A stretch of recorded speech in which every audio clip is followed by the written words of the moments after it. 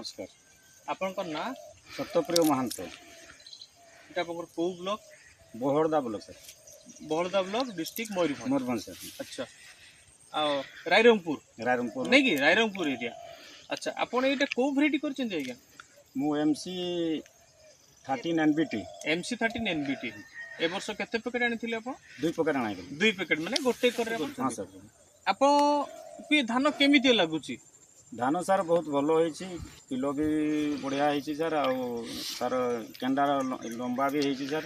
हां आ अलगा वर्ष अपेक्षा मु चाष करथिबा समय भितर एमती धान होई नता छला सर ए वर्ष जेमती धान होईची सर बहुत भलो धान होईची सर। तले बहुत भलो धान हां सर बहुत भलो धान होईची सर। तले आपण धान करी के वर्ष खुशी अछि। हां सर बहुत खुशी सर। आप एरिया रे रायरंगपुर एरिया रे अन्य चाषी मानन को आपण को कहिबे सजेशन को समस्ते चाषी भाई माने समस्ते धान चाष करंतु बहुत भलो उत्पादन होउची आ मु निजे उत्पादन करे निजे मोर अनुभूति मु कहूचे कथा बहुत भलो धान होईची समस्ते चाष करे पई मु अनुरोध करूची। ठीक अछि आपन बहुत बहुत धन्यवाद। हां सर।